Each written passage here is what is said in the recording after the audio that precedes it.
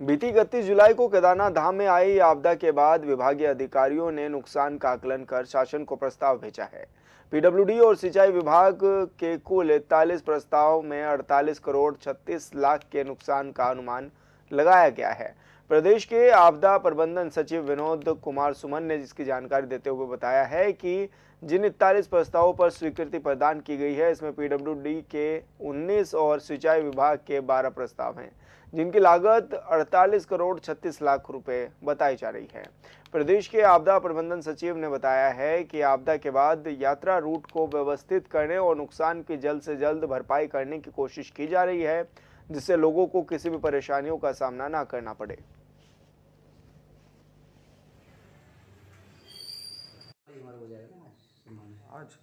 काफ़ी अधिक नुकसान हुआ था, तो नुकसान का आकलन किया गया और नुकसान के आकलन करने के बाद लोक निर्माण विभाग के कुल 29 प्रस्तावों पर जिसकी लागत 19 करोड़ 34 लाख रुपया है और सिंचाई विभाग के 12 प्रस्तावों पर जिनकी लागत 29 करोड़ 1 लाख रुपया है। इस प्रकार से कुल 41 प्रस्ताव हैं जिनकी लागत 48 करोड़ 36 लाख रुपया है, उसको स्वीकृति प्रदान की गई है और अतिशीघ्र कार्य पूरा करने के निर्देश दिए गए हैं ताकि श्रद्धालुओं को, यात्रियों को किसी प्रकार से कोई असुविधा न हो, जो वहाँ के स्थानीय निवासी हैं उनको कोई दिक्कत न हो और आपदा से जो क्षति हुई है उसको हम ठीक कर सकें। केंद्रीय बाल विकास राज्य मंत्री सावित्री ठाकुर देर शाम केदारनाथ पहुंची, जहां पहुंचकर उन्होंने बाबा केदार के दर्शन और पूजा अर्चना की। केदारनाथ पहुंचने से पहले राज्य मंत्री ने बद्रीनाथ धाम में बद्र विशाल के दर्शन किए। वहीं इस मौके पर श्री बद्रीनाथ केदारनाथ मंदिर के अध्यक्ष अजेंद्र अजय ने उनका स्वागत भी किया, साथ ही उन्हें प्रसाद भी भेंट किया। साथ ही चारधाम यात्रा को लेकर उन्हें जानकारी भी दी।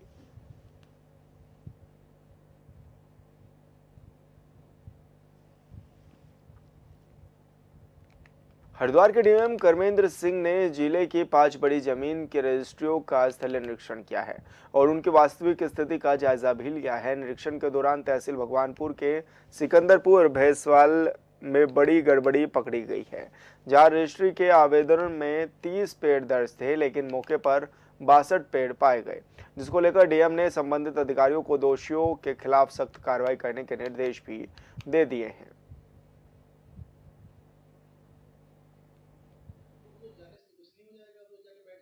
जनपद में रजिस्ट्री होती है, उसमें से जो 5 सबसे बड़ी रजिस्ट्री होती है जिलाधिकारी को देखनी होती है।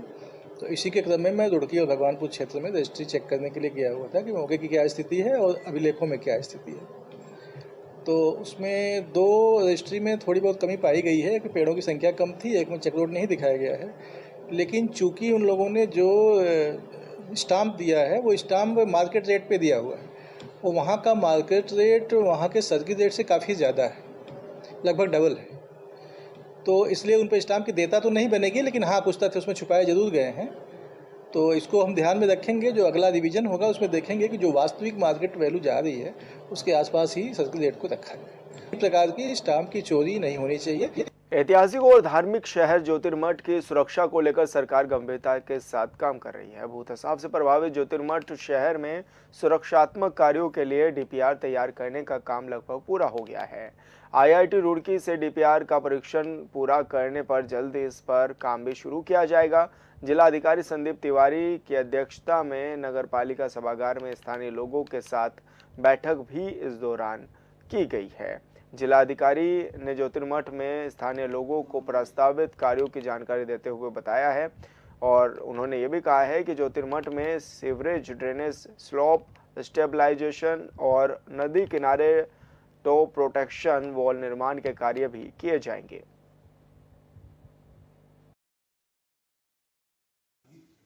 यहाँ 3 विभागों ने अपने प्रस्तावित कार्य यहाँ के मूल निवासियों को प्रस्तुतिकरण दिया है, जिसमें सिंचाई विभाग का अलकनंदा रिवर की लेफ्ट बैंक पे प्रोटेक्शन वॉल का कार्य है। उसके बाद पेयजल निगम के ड्रेनेज और सीवरेज के कार्य है। ड्रेनेज में अराउंड 97 किलोमीटर का इनका ड्रेन बनना है, जिसमें 7 मेजर ड्रेन्स हैं और उसका प्रस्तुतिकरण भी दिखाया गया।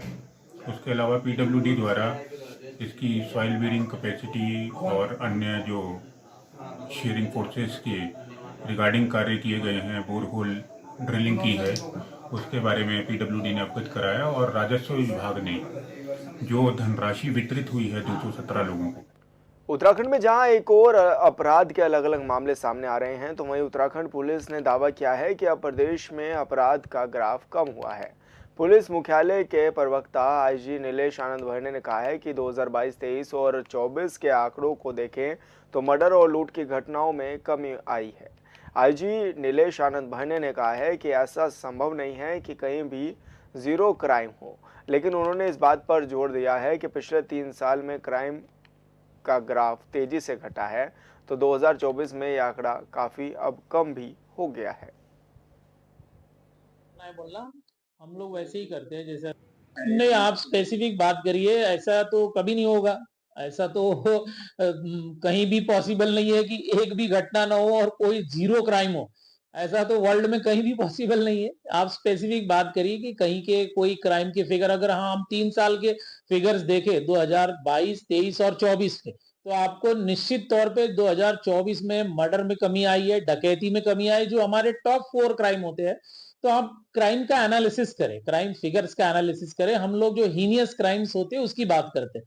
तो आप आंकड़ों के साथ आए मेरे साथ पास और आंकड़ों के साथ बात करें।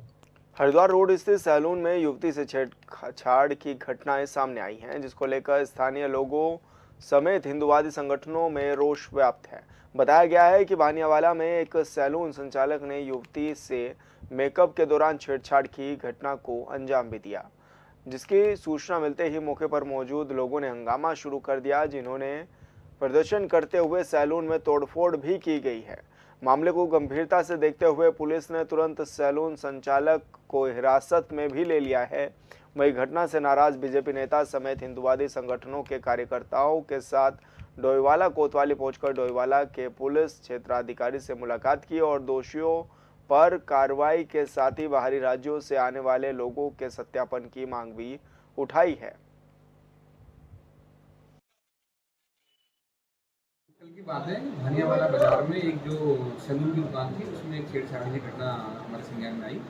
उसमें तत्काल जो है उसमें मुकदमा लिखा गया और जो अभियुक्त है उसको हिरासत में लिया गया और स्थानीय लोगों के साथ भी मीटिंग की गई और उनकी जो भी उनकी मांगे थी और जो भी उनकी परेशानियां थी उनको डिस्कस किया गया और इसमें एक बहुत वृहद स्तर पर क्षेत्र में एक वेरिफिकेशन ड्राइव चलाई जाएगी और जितने भी संदिग्ध टाइप के लोग हैं और जिनका नाम पता नहीं पता है उनको सबको थाने ला के पूछताछ की जाएगी और उनके खिलाफ चालानी कार्यवाही भी की जाएगी। साथ ही में पब्लिक से अपील भी है कि जो लोग भी अपने मकान दुकान किराए पे देते हैं वो सोच समझ के दें, उसका प्रॉपर वेरिफिकेशन खुद भी कर लें और पुलिस के द्वारा भी उसका वेरिफिकेशन करवा लें।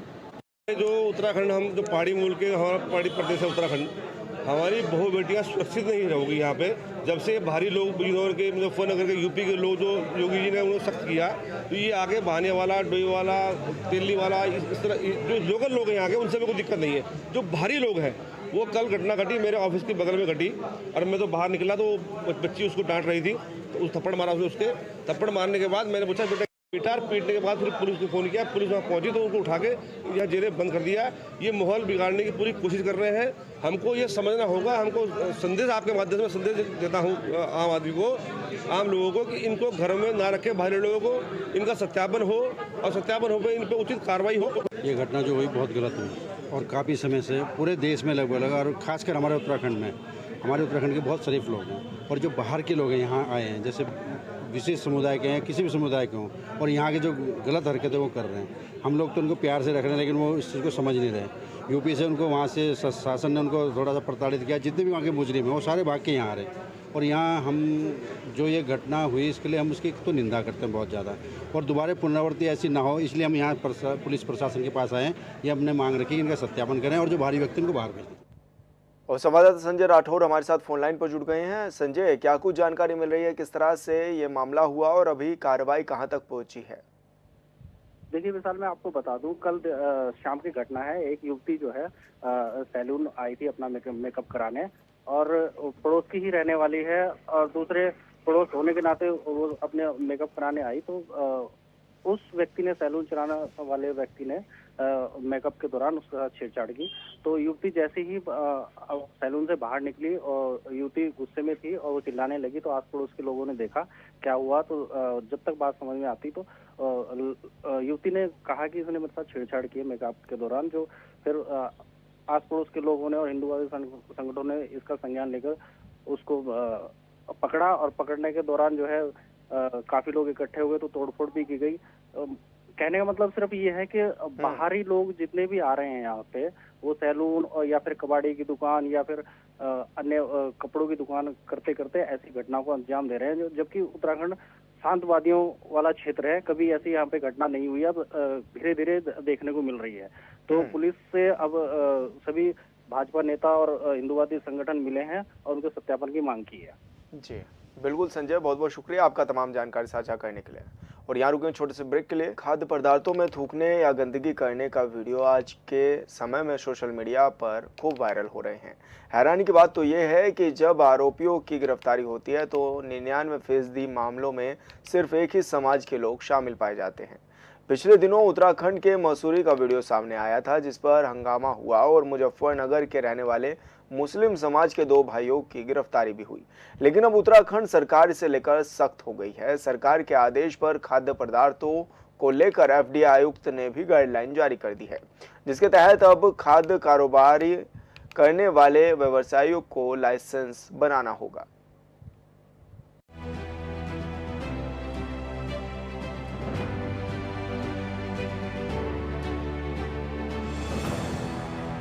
उत्तराखंड में धामी सरकार का बड़ा निर्णय।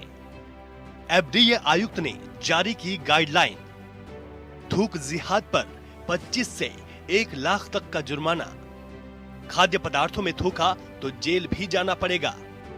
उत्तराखंड में बीजेपी की डबल इंजन वाली सरकार है और सरकार के मुखिया ने राज्य की जनता से वादा किया था कि देवभूमि लव जिहाद हो या लैंड जिहाद या फिर थूक जिहाद, इसे किसी भी हाल में बर्दाश्त नहीं किया जाएगा। लिहाजा सरकार के आदेश पर खाद्य संरक्षा एवं औषधि प्रशासन यानी एफडीए ने खाद्य कारोबारियों को दिशा निर्देश जारी किए हैं। दिशा निर्देशों के तहत दोषी पाए जाने पर 25,000 रुपए से लेकर 1 लाख रुपए तक का जुर्माना लगाया जाएगा। गाइडलाइन में कहा गया है कि हाल के दिनों में राज्य के विभिन्न क्षेत्रों में जूस सहित खान पान की अन्य चीजों में मानव अपशिष्ट और अन्य गंदी चीजों की मिलावट के मामले सामने आए हैं, जो खाद्य सुरक्षा एवं मानक अधिनियम 2006 के प्रावधानों का स्पष्ट उल्लंघन है।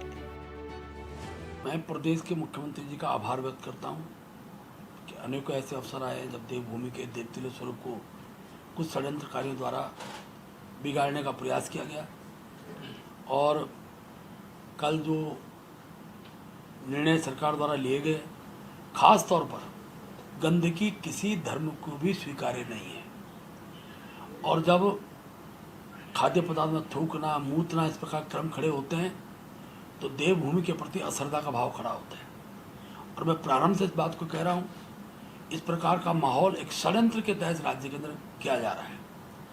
इसमें देवभूमि के जो पुरातन मुस्लिम समुदाय है वो कभी हो नहीं सकता है, वो हमारी पूजा पद्धति को जानता है, देवभूमि के स्वरूप को समझता है, लेकिन जितने भी अपराधी पकड़े जा रहे हैं हर प्रकार घटनाक्रम में, उन सब के तार उत्तराखंड देवभूमि से बाहर के हैं।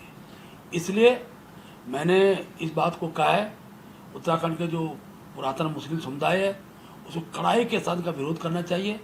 जहाँ ये तत्व उनके कारोबार को प्रभावित कर रहे हैं, वहीं एक प्रकार का माहौल देवभूमि के अंदर सांप्रदायिक माहौल खड़ा करने का उनके द्वारा प्रयास होता है, और जिसके दुष्परिणाम वो पुरातन मुस्लिम भी उसको भुगत रहे हैं। सभी खाद्य कारोबारियों को लाइसेंस लेना होगा।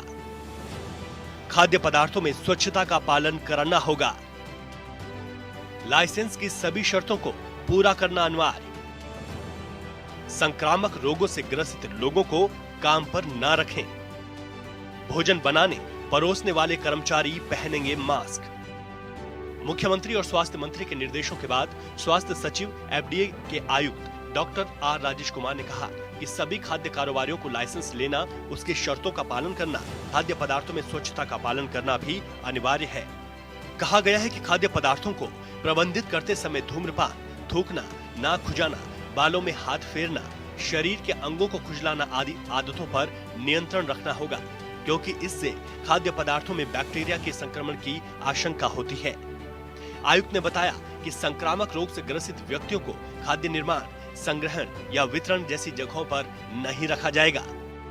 काफ़ी पार्टिकुलर है कि इसमें जो भी इस तरह की घटनाएं होती है उसको रोका जाए। इसको रोकने के लिए एक तो सीसीटीवी का प्रोविज़न रखा गया है कि जहाँ पर ये भोजन इत्यादि बने वो शुद्धता रहे और वहाँ इसको देखने के लिए सीसीटीवी का प्रोविज़न किया जाए। इस संबंध में सबसे पहले एक गोष्ठी आयोजित की जाएगी जनपद स्तर से, ताकि उनको प्रेरित कर सके कि सीसीटीवी लगवाने के पीछे क्या एक उद्देश्य है। इससे उसकी एक तो साख बढ़ेगी होटल की, यहाँ तक कि अब लोगों में एक आम धारणा होगी कि इस तरह का ये जो गंदगी करता है तो लोग जाना कम कर देता है।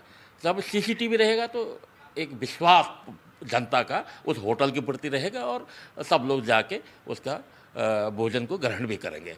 तो एक तो ये हो गया सीसीटीवी फुटेज के। दूसरे एक तो जागरूकता अभियान भी चलाएंगे, सबको मोटिवेट करेंगे और नाम पता एड्रेस इस तरह के जो भी चीज़ें हैं उसको हम लोग देखेंगे, वेरिफिकेशन कराएंगे प्रॉपर ढंग से। और यदि इस तरह की घटना उसके बाद भी होती है तो पुलिस एक्ट है 81 का तहत उसकी कार्रवाई करेंगे, या 296 भारतीय न्याय संहिता है उसके तहत भी प्रोविजंस है।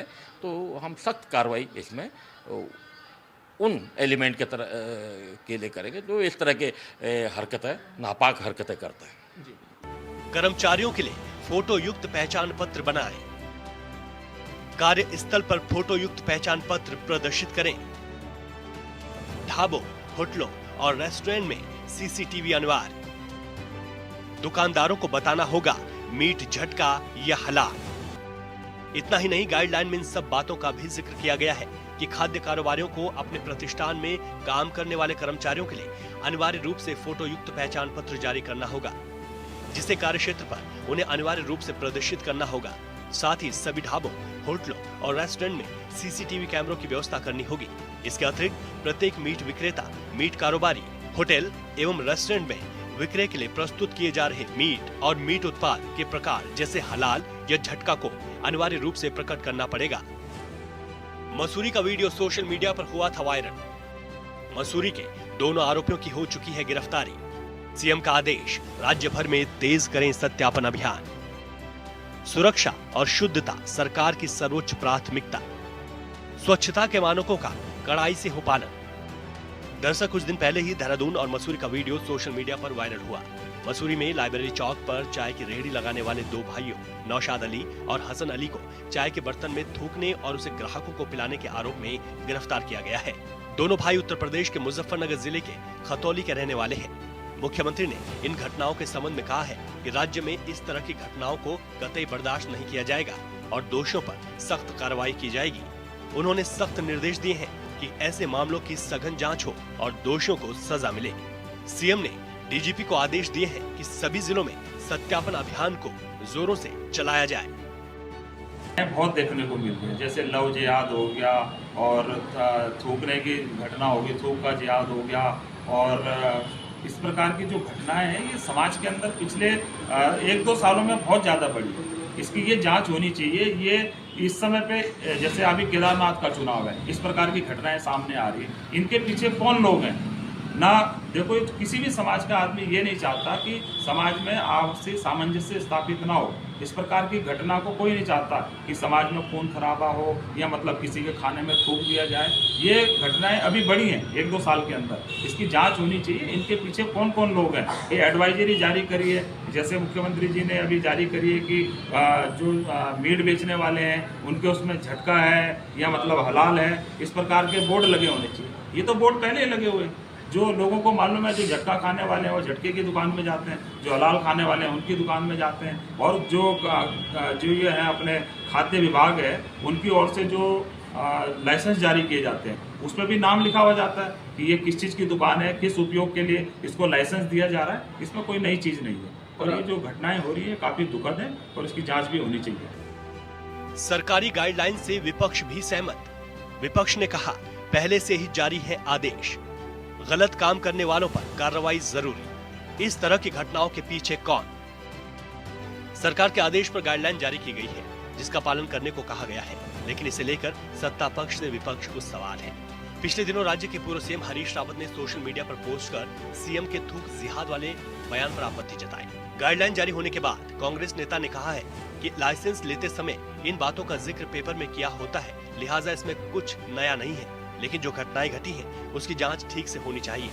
नवीन जोशी ने कहा कि कुछ दिन बाद केदारनाथ विधानसभा चुनाव है, लिहाजा इसकी जांच जरूरी है कि ऐसा करने वाले लोग कौन हैं।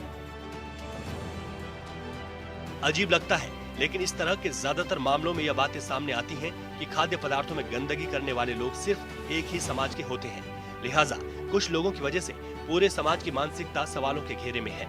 जरूरत है उस समाज के पढ़े लिखे लोगों को सामने आकर ऐसे लोगों का विरोध करने की। उत्तराखंड सरकार के मुखिया से लेकर बीजेपी के प्रदेश अध्यक्ष तक ने समाज के पढ़े लिखे लोगों को आगे आने की बात कही है, जिस पर अमल करने की जरूरत है। Bureau report, hornbill TV. और फिलहाल इस बुलेटिन में इतना ही। आप देखते रहिए हॉर्नबिल टीवी। नमस्कार।